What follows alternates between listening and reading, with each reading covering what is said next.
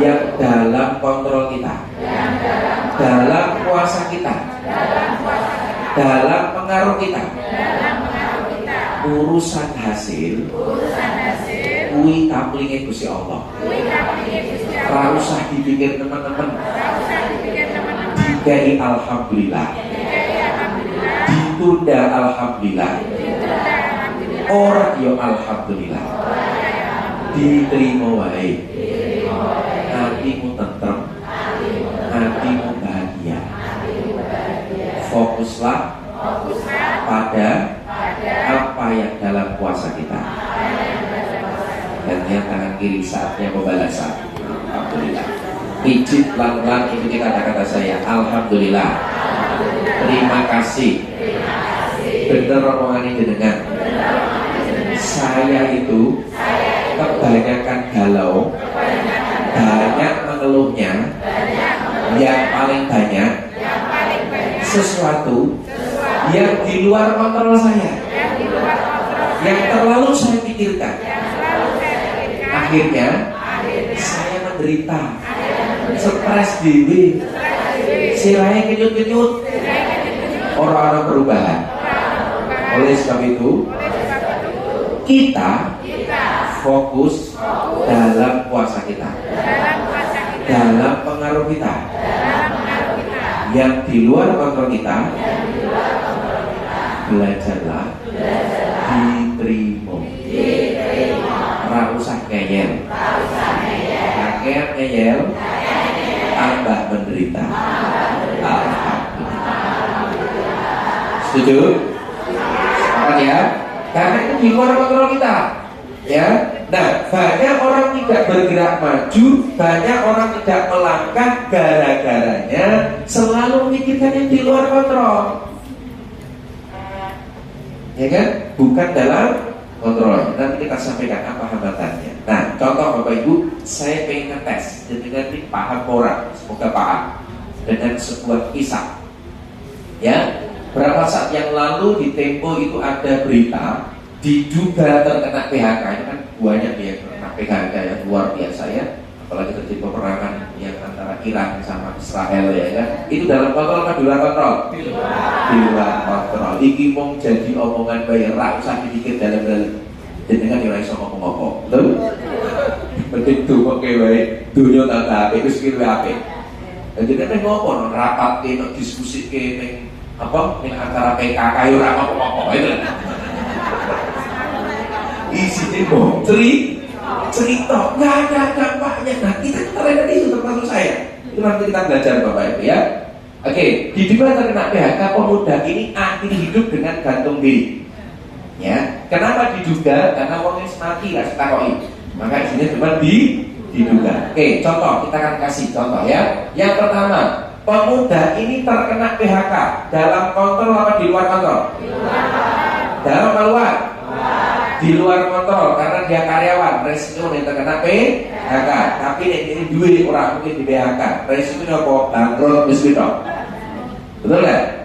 Dia kena PHK di luar kontrol, di luar kuasa. Pertanyaan yang kedua, karena terkena PHK, dia sedih. Dalam keluar? Luar apa dalam? Dalam keluar? Dalam kontrol. Dia terkena PHK memilih sedih, bisa memilih netral, bisa memilih bahagia. Loh kok iso Pak? Responnya diubah. Alhamdulillah kena PHK berarti kemungkinan besar boleh tempat kerja sing luwih apik utawa meluruh kesempatan untuk wirausaha. Kejadian podo. Respon itu ada di pilihan kita yang akan mempengaruhi dirinya. Berarti di dalam kontrol. Pertanyaan yang ketiga, kemudian pemuda ini memutuskan untuk bunuh diri. Dalam keluar? Dalam keluar? Dalam kontrol. Dia memilih bunuh diri. Buat memilih jalan-jalan ya kan? Buat memilih mangkat pengajian di Tanjung Guru. Kan kita tenang. Betul ya? Dia malah pilih bunuh diri. Berarti dalam kuasa. Nah, dia memilih bunuh diri dengan cara gantung diri. Dalam kontrol apa di luar kontrol? Dalam luar? dalam kontrol karena memilih gantung diri. Kan iso milih lebih baik kok, iso milih lompat dari gedung lantai 50 ya kan, iso milih lewat neng pantai selatan ya kan, ngelap neng kono ya kan, itu bisa. Tapi dia memilih gantung diri, berarti dalam pilihannya, dan ini dihisab oleh Allah. Akhirnya pemuda ini mati dalam kontrol apa di luar kontrol? Dalam apa luar? Mati loh ini. Dalam apa luar? Mulai bingung ini. Akhirnya dia mati dalam apa luar? Siapa yang punya pendapat di luar kontrol? Yang punya pendapat di dalam kontrol. Nah, apa Bu alasannya kenapa dalam kontrol? Pasti mati Bu. Apakah semua bunuh diri pasti mati? Hah? Ada nggak orang coba bunuh diri malah mati? Ada? Malah diselamatkan wong ada? Ada nggak? Ada satu kisah terjun niatnya bunuh diri, tuh terjun dari lantai 20 ibu sikil mau tutup tok. Rada mati. Berarti mati itu di luar. Seperti kasus kemarin ada pesawat India, ya kan? Semua mati kecuali satu orang sekecer. Harusnya secara logika pesawatnya ajur bledos mati. Itu prediksi kita. Ono siji semua. Berarti apa? Memang belum dikehendaki oleh Allah, namanya mati. Jadi mati itu di luar Allah. Ini Bu. Ya. Berarti Bapak Ibu, halo, subhanallah, hai, alhamdulillah. Memang dede jatai mati di menit itu, di detik itu. Sayangnya dia dengan cara sesuatu yang tidak. Setuju? Masalah yang lain dia langsung nilai mati beli. Karena PD mati pas sujud, istimewa, gitu kan? Saat kita berdoa, saat kita bersujud ada rahmat, itu karena diri. Nyata kita sujud bela-beli orang mati-mati. Betul kan? Karena belum alhamdulillah. Jelas Bapak Ibu ya? Nah, kata Imam Ibnu Athaillah As-Sakandari, dia mengatakan, ini jangan sampai hati kita menjadi buta. Bareng-bareng kita dengarkan nasihat. Jadi fokus pada apa yang dituntut oleh Allah, pada apa yang diperintahkan oleh Allah. Jadi kesungguhanmu pada apa-apa yang telah Dia Allah jamin bagimu.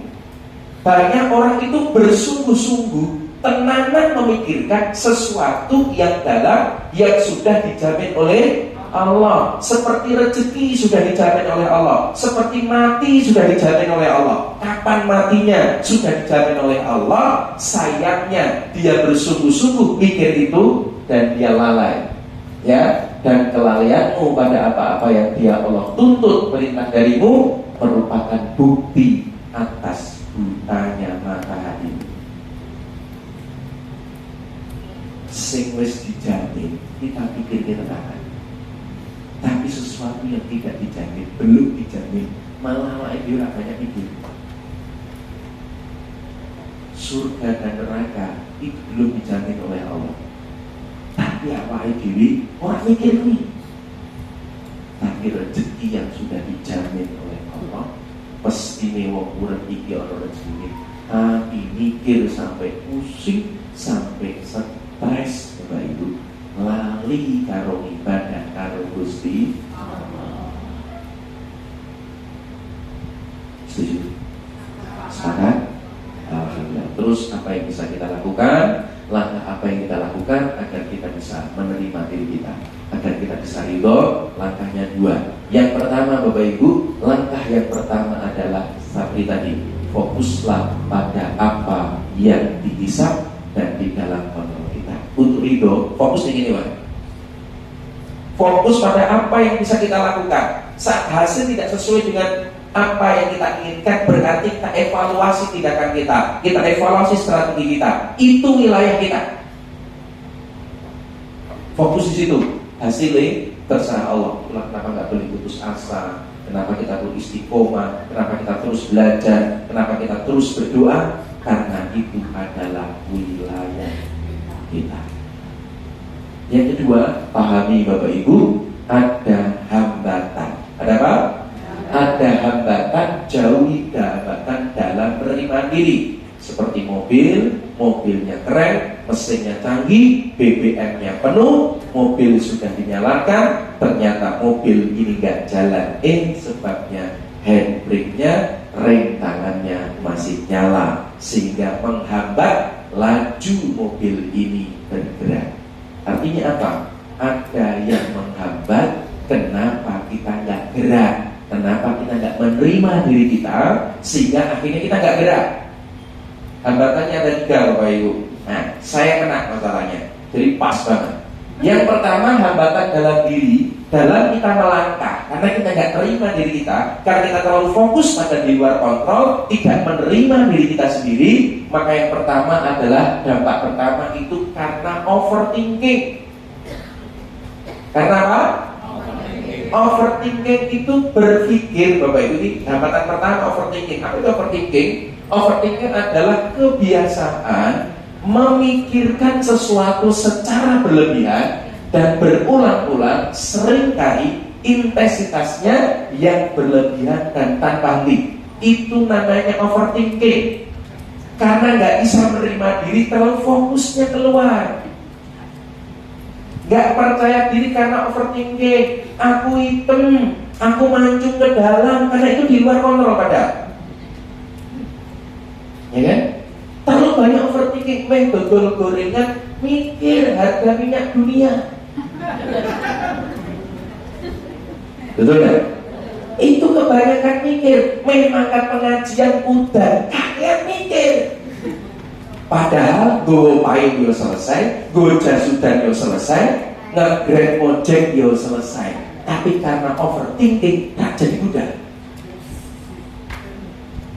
Betul kan? Seperti kita sedekah, overthinking. Murah diganti Gusti Allah piye? Nah, ngono mesti malah sudah karo Gusti Allah. Yang pertama overthinking Bapak Ibu.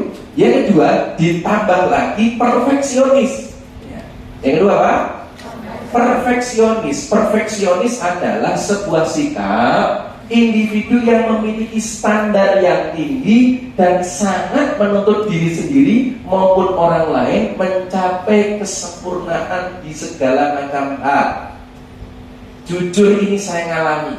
Apa itu contohnya? Direkam, Bu. Dulu awal-awal saya nggak mau direkam karena saya terkena 2 yang tadi. Sudah overthinking, mengkonek salah piye, mengkonek keliru piye. Yang kedua, perfeksionis, mengkonek elek piye. Saya kebanyakan mikir itu. Akhirnya, mohon maaf, inilah pelajaran. Akhirnya saya tidak direkam, saya hilangkan kesempatan. Harusnya saya sudah mulai hari ini, sudah insaf. Ya, sudah mulai Bapak Ibu untuk direkam. Keliru nggak apa-apa, salah nggak apa-apa. Era sekarang itu eranya enter, bukan eranya entar. Saya gara-gara perfeksionis, gara-gara overthinking, saya sebagian besar loss saya direkam. Padahal saya harusnya menyiapkan umur saya kedua melalui pertama. Nanti suatu saat kalau meninggal dunia bisa dilihat oleh istri saya, dilihat oleh anak saya, bisa dilihat oleh cucu saya, sehingga ngerti ini loh kakekmu, ini loh bapakmu, bisa menjadi legacy, bisa menjadi warisan. Tapi kenapa tidak saya lakukan Bapak Ibu? Karena saya perfeksionis overthinking. Mengkonek keliru piye, nek salah piye, diomong piye, kakean piye, akhirnya ragati. Loh, saya sudah beli loh. Itu bawa make age beli di luar kontrol. Buktiin dokter kontrol. Saya sudah beli untuk make yang untuk di sini Bapak Ibu ya. Saya sudah mulai.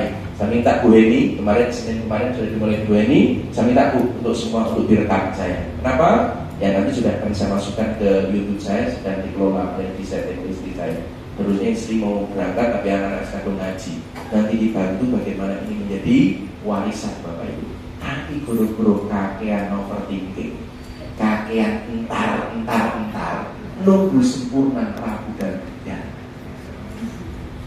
Seperti dengan mau sodako, nunggu nek sugen.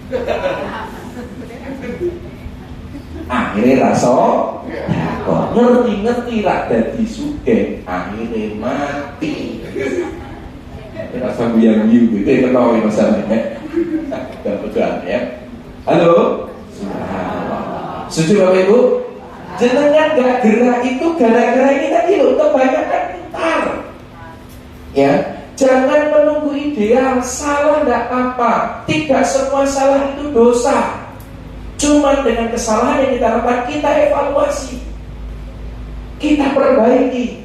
Jenengan yang takut salah, takut melangkah, hampir dipastikan jenengan tak ngomong-ngomong. Kita nggak punya prestasi Bapak Ibu, karena kita menuntut ideal, menuntut sempurna, menuntut semua sudah ada, akhirnya nggak gerak. Coba misalnya setahun yang lalu jenengan punya kesadaran dan jenengan hilangkan overthinking dan perfeksionis, satu hari jenengan ngafalin satu ayat. Jenengan hafal ki sedino satu ayat bolak-balik, saat ini jenengan hafal 365 ayat. Sehingga sholat orang tunggu terus. Tapi kenapa jenengan tidak lakukan? Kenapa tidak kita lakukan? Karena kita menuntut ideal.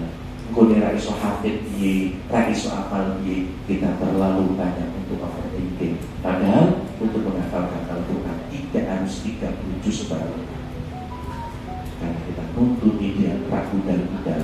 Main sinau ngaji nunggu nek pas pensiun. Memang ngaji nunggu nek solo. Akhirnya tidak mampu lakukan. Kenapa? Perfeksionis dan juga terlalu banyak overthinking. Padahal yang dipikir itu di luar kon. Setuju? Sepakat? Dan yang ketiga Bapak Ibu, hambatan meneh ditambah membandingkan diri kita dengan orang lain. Kue ngono anak ini, jenengan ngono lulusan S1, jenengan ngono lulusan S2, jenengan ngono lulusan S3. Aku kan cuma SMA, dibandingnya mana jenengan gak gerak.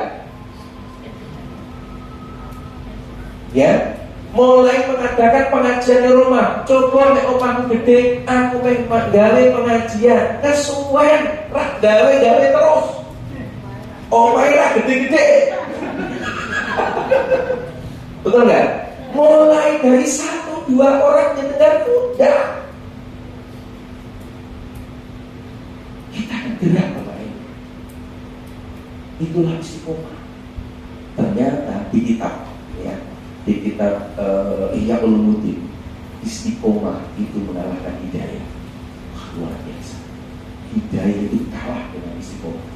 Konsistensi itu mengalahkan hidayah dari Allah. Karena kita istiqomah. Luar biasa. Ya, maka hati-hati ini. Pengilah kami overthinking. Hati-hati deh. Kowe sinau ngaji kok nek kliru piye kan aku isin. Padahal sing delok ditengen ki yo sapa. Betul kan? Mulai saat ini Bapak Ibu, jujur saya banyak istighfar. Banyak yang saya pertanyakan entar gara-gara overthinking, gara-gara perfeksionis, sehingga kita jalan di tempat. Kita tidak melangkah. Ayo kita mulai Bapak Ibu. Jangan takut salah, jangan takut keliru, terutama untuk dalam hal kebaikan. Karena tidak semua yang salah, yang keliru itu dosa. Ayo kita mulai. Proses lama-lama menjadi baik. Kesempurnaan hanya milik Allah, tapi lama-lama kita akan menjadi baik. Ya, tangan kiri boleh diangkat, taruh di pundak teman sebelah kirinya, ditepuk pelan-pelan, ikuti kata-kata saya. Saudaraku, sahabatku, astagfirullahaladzim. Aku maju-maju, mehamal soleh, kosak-kosek, karena belum bisa menerima diri. Wes mono terkena hambatan, overthinking, kakean mikir, nomor loro, perfeksionis, menuntut sempurna. Padahal sesuatu yang baik diawali dari orang sempurna, ada prosesnya. Yang ketiga, membandingkan dengan orang lain. Akhirnya reaksi doa amal soleh karena dibanding-bandingke. Wong liya seneng, wong liya untung, aku ketoke ora pati untung. Akhirnya ragu-ragu. Astagfirullah. Yo kalian bagaimana saatnya pembalasan. Yo pijit pelan-pelan, ikuti kata-kata saya. Alhamdulillah. Terima kasih. Aku sudah diingatkan. Aku baru sadar. Kakek keluh, kakek sambat. Akhirnya ngopo-ngopo. Gara-garanya belum bisa menerima diri. Mulai saat ini belajarlah untuk ridho. Caranya yang pertama, fokuslah pada dalam kontrol dan dalam puasa kita yang dihisab oleh Allah. Yang kedua, jauhi hambatannya, overthinking, perfeksionis, dan dibanding-bandingin. Akhirnya kebanyakan entar, osak-osek, tidak segera enter.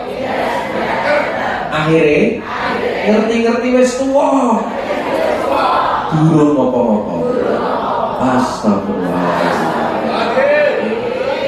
Setuju Bapak Ibu? Sekarang ya kita mulai belajar pelan-pelan.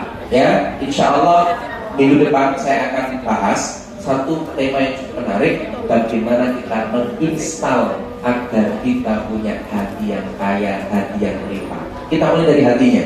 Karena Rasulullah sampaikan sebenarnya kekayaan itu adalah dilihat dari hatinya, bukan dari jumlah nominalnya. Bagaimana menginstal dalam pikiran hati kita, insya Allah 2 minggu lagi saya akan bahas. Tolong ajak saudaranya, ajak sahabatnya, sing hari ini merasa kekurangan duit, kekurangan rezeki, tolong diajak, bareng-bareng kita sinau. Setuju? Sepakat ya? Saya sudah siapkan nanti Bapak Ibu. Kira-kira jenengan kalau materi fikih, kira-kira tertarik nggak? Tertarik ya? Nanti saya sudah siapkan materi, kita akan bicara tentang fikih. Ini banyak masukan, Pak. Sekali-kali kita bicara tentang fikih. Oke, sudah saya siapkan. Nanti kita belajar tentang fikih, ya, mulai dari nanti aktivitas ibadah kita, terutama tentang fikih tentang ibadah, kemudian nanti kaitan dengan muamalah, ya, dan sebagainya, Bapak Ibu. Sehingga apa? Keilmuan kita menjadi semakin lengkap, ya. Nanti sholat ini bagaimana caranya kita menjamak, mengkosor, bagaimana syaratnya, bagaimana caranya dan sebagainya, nanti kita akan bahas. Ya, cuma nanti kita akan bahas versi dari As-Samawat, yaitu nanti kita ambil dari kitab salah satu mazhab yang paling besar di Indonesia. Nanti kita pakai mazhabnya adalah mazhab Syafi'i, ya, sehingga apa, kita menjadi nyaman di dalam kita melangkah ibadah kalau tahu ilmunya, menjadi nyaman. Tunggu Bapak Ibu, sudah saya susun dengan rapi, mulai dari awal pelan-pelan, nanti saya akan sering-sering, ya, biar ilmu kita menjadi banyak. Alhamdulillah. Semoga Allah rahmati, semoga Allah berkahi, semoga Allah selalu tuntun kita di jalan yang lurus, di jalan yang benar, jalan yang orang telah diberikan nikmat oleh Allah, bukan jalan yang orang yang didurkai oleh Allah. Semoga kita hidup yang manfaat, akhir hidup kita husnul khatimah. Amin ya rabbal alamin. Al-Fatihah. Bismillahirrahmanirrahim. Alhamdulillahirabbil alamin arrahmanir rahim maliki yaumiddin iyyaka na'budu wa iyyaka nasta'in ihdinas siratal mustaqim siratal ladzina an'amta 'alaihim ghairil maghdubi 'alaihim waladdallin. Amin. Sebelum saya tutup dengan doa majelis, pesan terakhir Bapak Ibu, saat kita terbiasa melakukan penerimaan diri, maka berbagai kebaikan akan datang silih berganti tiada henti. Dan saya praktekkan dalam kehidupan saya, betul Bapak Ibu. Saat kita sudah menerima diri kita sendiri, fokus pada apa yang bisa kita lakukan, maka saat itulah kebaikan akan datang. Orang akan datang untuk membantu kita, mensupport kita, karena kita punya jalan kebaikan. Semoga bermanfaat Bapak Ibu, ya. Semoga bermanfaat. Semoga Allah terus rahmati kepada kita. Saya tutup dengan bacaan majelis.